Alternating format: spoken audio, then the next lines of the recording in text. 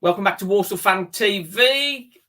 We're here for the preview of our cup match, FA Cup first round away to Kings Lynn.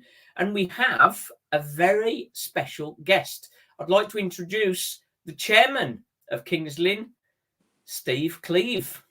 How you doing, Steve? Very well, thank you, Simon. How are you? I'm good. I'd say got a bit of a sniffle this morning, but other than that, I'm on the top, you could say. Right then, so thanks for coming on. It's good to have a chairman on and the perspective of a chairman, because running a football club is a very difficult game. I think it doesn't matter what level you're at. The running a football club is immensely difficult. So fair play to that for starters.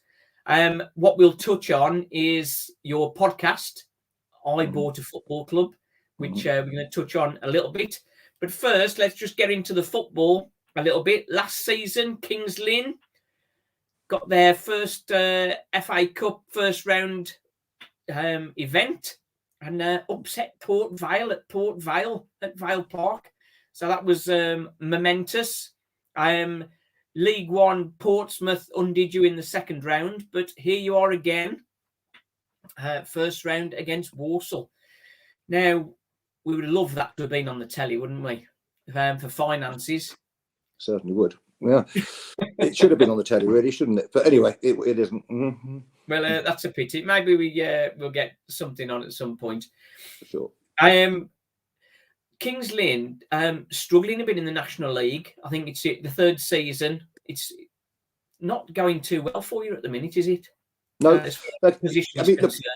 It's our second season in the National League, because last year was a bit of a dead rubber. I mean, okay, the first 3 months of it, we were all guns blazing, because you probably remember, without going into it all again, because everyone's probably bored listening to it. But we had 3 months of grant money. So for the first 3 months, everyone was playing properly, and then that grant money was stopped. And then what happened is, as soon as teams realised they couldn't get promoted because there was no relegation, they seemed to, furlough players, etc., etc. So it all became a bit of a mess and a bit of a nonsense. Apart from, of course, for two clubs, which was Hartlepool and Sutton, who got promoted out of it, and good for them. But everyone else really had a pretty rotten season. So that was last season, and then this year, as you rightly say, we are struggling. We've only taken 1 point at home all season, and we've obviously had a victory against the previous round in the FA Cup against Peterborough Sports, who are top of league, the top of Step 3, the Southern Central League. So in their league, but it's been we've done okay away from home, but not so good at home. So hopefully things will change on Saturday. We're wishing you well for the season, but not for Saturday, obviously. For the people that aren't so familiar with the National League, we've got a similar game as you in League Two, because we are in an environment where we're trying to run the club properly, as you are, and there's no sort of multi-millionaire bankroll in the place trying to gain promotion, because that's the same in National League, isn't it? Yeah, look, our league's crazy. I mean, our league's got bigger budgets in it than your league. We've got one club with a budget of 4 million. I mean, that's ridiculous. I mean, remember, your league, you get around £1 million. At our league, we get 57,000. So that's the difference. And we've got a club with 4 million in budget. You won't take much to work out who they are. But there's other clubs with, and not just one or two, but there were several with budgets of 2 million plus, and there's one or two with budgets of 1 million. I mean, most people are over 1 million. Now, some of those guys have done it because they run great community education programs and things like that, which is fine, so it's sustainable. And other guys, and I understand it. Look, I'm split both ways, as I've mentioned on my podcast before, because from a libertarian point of view, why shouldn't a rich guy chuck all his money into a football club? But then that's fine. But then from the other point of view, is that sustainable in the long run if that chap decides to get bored? Yeah, and let's be honest, it is mainly chaps. You don't get too many women that turn up and want to bang billions of pounds. So that's the point. You can argue both ways, and my view is you have to put some money in at times into clubs, but you need the fans to get behind you. You need the support, and you need to get the commercial income right. And a lot of the problem that we've had is everyone said to us, well, guess what? Your football on the pitch you've progressed hugely, but off the pitch you haven't. And of course, that's exactly right. But there's a reason for that, is that all the investment has gone on the pitch and there's been no investment off the pitch. So of course, on the pitch has done really well and off the pitch hasn't done very well. So we have to try to, balance that a little bit so we can actually bring in some more commercial revenue. It's something I'm acutely aware of. Yeah, I think you've got a decent attendance capacity. I think it's about 8,000, isn't it? No, it's not anymore because health and safety have got involved. So it's about 5, 6, 5, 8, something like that. Not far off 6. Yeah. Well, on Saturday we're going to have 1,000+ Walsall fans, I think, come in very thirsty and very hungry. So I'm sure you'll enjoy their visit. Well, that'll be good. I mean, I think you've sold about 600 or so, or 650 at the moment. So hopefully you'll get to 1,000. I think we've sold about, I mean, I haven't looked for the last couple of days, but we're about 1,000. So it's 1,600. So we'll get over 2. Let's hope we get to nearer 3. The game deserves a big, it's a great cup tie. Yeah. That's right. On paper. That's it. Walsall had a bit of a mess up first match of the season. They ran out of beer at half time. Oh dear. Well, the problem is are you allowed to look? The beer I take it is away from the pitch. Is it? You can't see the pitch when you're drinking your beer. Yeah, it's away from the pitch. Yeah, that's the problem, you see. They're trialing that again to have beer by the pitch. Well, in step 3, where we came from, you're allowed to drink throughout the game, and what they're trying to say is it stops the rushes. It certainly stops. It makes a lot more money from our perspective if you're allowed to sell beer throughout the game. And it does seem a little bit silly that you can go up and queue and cram yourself into a corner and drink, for 15 minutes, and it just seems a bit mad. Whereas we're trying to encourage responsible drinking, so why not just? Yeah. I just having a pint outside in a winter's day is hardly going to send anyone doolally. So unless it's a fixture which has huge problems in terms of support wise, I think it's one that we should be trying and should be encouraging, really. Yeah. Absolutely. I can remember sort of way back in the day, Walsall played Manchester United, and we went up, a group of us from work went up there. I went down half time and had a pint, and I'm not a big drinker by any means, and I completely lost track of what was happening. I asked the steward to let me know when the second half had started. He said they've been playing 5 minutes. but that's part of it. So how did you come to buy Kings Lynn? Well, I mean, I bought Kings. This is my 6th season, and I was looking for a club and trying to find a club that I could. My plan always was to, look, I'm a Chelsea fan by. It's what I grew up supporting. When we were rubbish, you've got to remember we were rubbish. I went to my first game in 1977. My dad tells me it was earlier than that, but I'm not sure it is. But anyway, 1977 is what I remember. And we weren't very good in those days. We were yo-yoing around. Funny enough, I went to Fellows Park and saw Chelsea play against Walsall, and I went to the first game we played at your new stadium. Was that 7-1? I seem to recall. I remember it was a reasonable day out for us. I wasn't going to mention that, but yeah. But I just remember that big terrace you had, or from memory. Maybe I'm completely wrong, but I remember some kind of big open terrace I was on. Yeah. That would be right. Yeah. I think this is Black Country humour for you. Sort of around the Midlands, known as the Black Country, as you probably know. Sure. But Black Country humour, at the end of the game, when Chelsea won 7-1, they announced that videos were going to be available of the game. Obviously, it wasn't for Walsall's benefit. No. Well, why not? Good entrepreneurship, I think. And no, but look, I've been a couple of times to your new place, which is the Best Scott, is it? Which I don't know. The Banksies, they call it now, because the sponsorship thing, but it's the Best Scott. They all change their names so often, but apart from ours, sadly, that's another thing we need to address. So, but as far as I'm, from my perspective, Chelsea kind of, it's still a great club, but it lost its soul a bit for me. Yeah. And I just wanted to be involved with the club and thought and see if we can, get into the league, which is a harder job than I imagined, admittedly. but it's tough. But it's been fun and it's been a journey. So I went to the previous owner, who is a chap called he's known affectionately as Buster Chapman, who is into speedway. That was what he did. Not really a football fan by his own admits that freely. But he bought the club when it went bust previously, and tried to buy it. He got it and tried to get it back on its feet, which he did a good job doing so.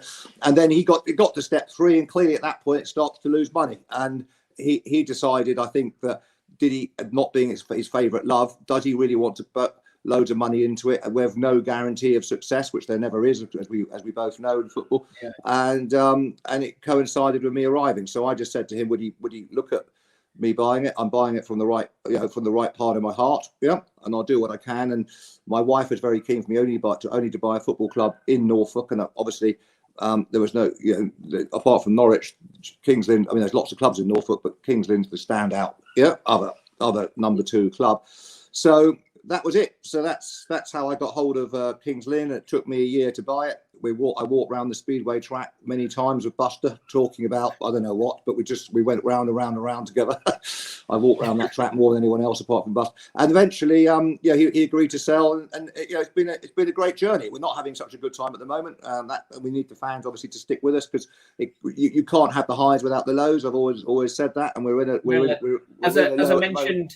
as I mentioned just before the show, the mantra of our channel is the joy and the pain. And we certainly had a lot of pain last year. We nearly dropped out of League 2 last season. We had a terrible run of it, but managed. You've changed it around this season, have you? What have you done differently this season to last season to change it? Well, we've got a new manager in place, Matt Taylor. He used to play for Portsmouth, and he was the coach of the Tottenham youth team.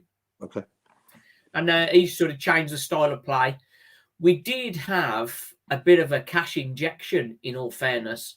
One of our former players, Rico Henry, was sold to Brentford, and there was an add-on clause that if they made it to the Premier League, we'd get a bit of a check, as it were. Okay, great. Something like about $1 million, I think, and that's gone into boosting the squad. And we have got a much better squad this season, because he's completely changed the style of the play. And we've got so many new players. It did take a while to gel.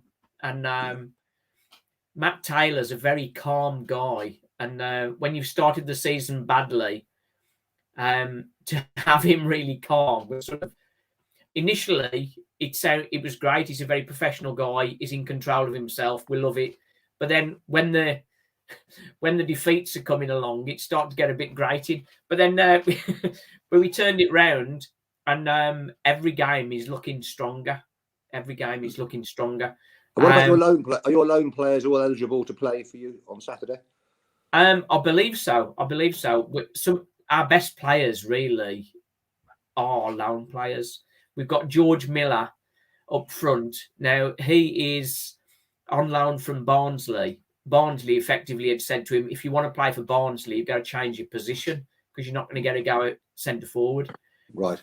And he scored 7 goals, and he only joined us. He joined us after the start of the season, so he's done very well. He's very accomplished. We got a player from Tyrese Shade from Leicester. He's had a sort of a wishy-washy start, but scored a lovely free kick against Sutton on Saturday. The goalkeeper, Carl Rushworth, he's only 21, but he's really sort of grabbing the headlines. He's been man of the match for most of our games. Right. So really pleased with him. And they perhaps are the highlights. But we've got a good, stable base to the team. For years, Walsall just used to get players on 1-year contract. And you'll sort of get into this as Kings Lynn progress in the National League. If one of your players stands out, somebody will come and take him at the end of his contract, and you get nothing for him. That's right. And that happened with Walsall. Elijah Adebayo, we'd bought him on a 2-year contract. And first year, he was woeful. And Walsall developed him, and he turned into a good player. And then come the January, offers are coming in for him, and we know at the end of the season, he's leaving for nothing. So you've got a choice then. You have to take the money. Yeah. And he was the only guy scoring and Walsall went down, and nearly got relegated. But when the money's on offer, I think we got like something like 250, 300 grand for him. When he's going to leave at the end of the season for nothing, you've got to take the money. Unless you've got your Abramovich guy sort of bankrolling you. When that kind of money's offered, you've got to take it. Yeah, it's a lot of money. A big fear for Walsall is George Miller. His contract's up at the end of the season. And is somebody going to come in January and buy him and end his loan effectively? Because he's loaned for the season. So that's a risk for Walsall because we are very short on attack. Right. We've got another loan player from Brighton, Kieran Phillips. He is another very young lad, and he played a couple of games up front and was just not quite up to it. But he's been playing on the wing, and he's been good also. But I mean, they're the only two that you could really put up front. We've got no other players. We've got some young ones coming through from the youth team, but they're probably 2 years away from the first team, in fairness. So that's where we're really exposed. But other than that, I think we have a very strong team. And when you guys played Port Vale last season, they were awful at that point. I think we're going to be a lot stronger, and I would expect us to win. But it's a cup match. Anything can happen. Yeah. To be fair, when we played Port Vale, I agree they were awful for the rest of the season, but that was the turning point when they played us. They'd been all right up until that point, and then we beat them, and no one expected us to beat them, of course. And we won 1-0 with Sonny Carey, who's, well, I don't want to say sadly because it's not for him, but he's gone on to Blackpool and will do great things. There's no question about that. He's a proper footballer, and so delighted for him. But he scored the winning goal in about the 82nd minute. It was a bit of a rearguard action up until that point, and there's an argument if fans were in, would we have gone it or not? Because fans are always that 12th man when they're on club side. But we were magnificent that day and stood up. And as you say, we went to Portsmouth and we weren't so good, but. It was a different level at Portsmouth, I have to say. Yeah, League One, it is that little bit of step up. You've got those extra players of quality, isn't you? Correct. You have. Yeah. It's like when I watched a Premier match last night, the Wolves Everton, and you're watching a game like that, and obviously there's some class on show, but when you compare them to the likes of Liverpool, there's just players in there of a different level completely. And you've got that in all the leagues. Those on a bigger budget have got some players in there that can just win the game by themselves. Exactly. We have to be honest, though, that the big budgets don't always win the leagues. The two clubs that went up last season, Hartlepool and Sutton, were nowhere near the biggest budget. I had a great chat with one of the Sutton fans on our preview. It's a really good listen, actually. And Sutton, similar to yourselves, they're not a big budget club. They've done things the right way, built good team ethic, and got everybody playing for each other. There's no real big time Charlies in there. No. And it was a very good game on Saturday. Just that one goal that we got sort of won the points, but they're right up there. And Salford, who've had all the money piled in, how they didn't get into the playoffs last season, I'll never know. And they're below us in the league at the minute. Yeah, exactly. And they've got massive money. They've got huge money, but they're half owned by a billionaire, which Gary Neville forgets to tell everyone. He goes on about billionaires in football, but forgets his own club is half owned by a billionaire. So, and he's always played for billionaires as well, which he never complained about when he was doing that. So, he forgets that. You mentioned that on your podcast. Yeah, I thought about that. That was good. That's for everybody watching. I think you should definitely check out I Bought a Football Club, the podcast, which is Steve's podcast. And that's a really good listen. That it was particularly interesting for me because we were looking at Tishimanga before he went to Chesterfield. So he was a player we were trying to get.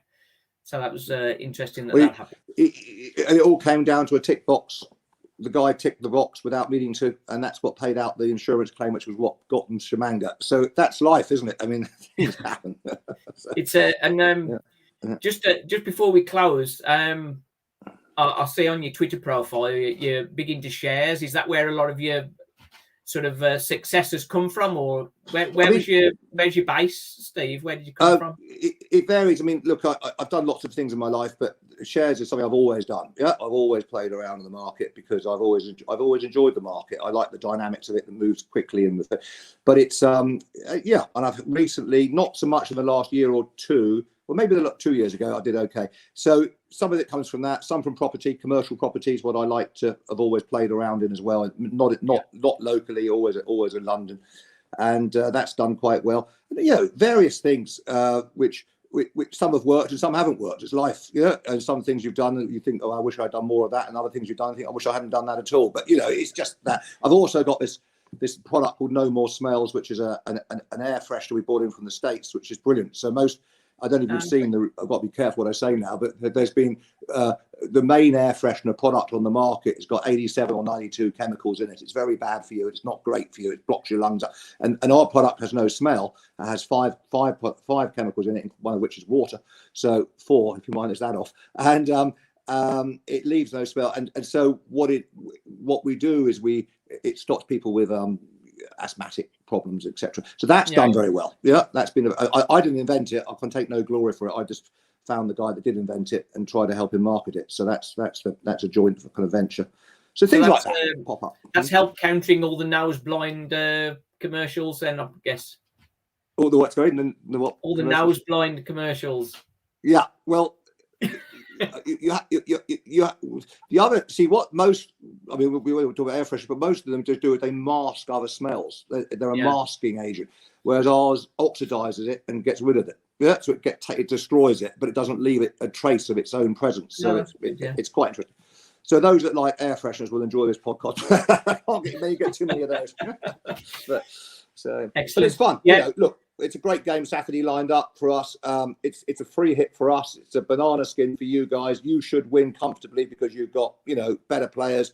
I'm sure as a whole, as a group, we've got some good players. We haven't been playing very well. There's no question about that. But that can change. I mean, ours is a little bit down to confidence. We get an early goal, it changes things. You get an early goal, that changes things. You know what it's like football. Yeah. It's tough to call. Goals change games, isn't it? Yeah, goals change games. They do. Nice one. That's been brilliant, Steve. Thanks for coming on, and hope you get a bumper gate on Saturday. Yeah, let's hope so. Let's hope. But obviously, no progress this year. No progress this year, no. Well, we'll try. That's brilliant. We just got one message come up on my board. What a top bloke. Stephen is very much like Lee Pomlett, very engaging. So that's good. And nice one, fellas. Thanks for coming on. No problem. Brilliant. So let me just end this and then we'll have a follow-up. Wolves Fan TV, thanks for watching. The joy and the pain. And we'll be back with match day action and match reactions from Saturday. Cheers.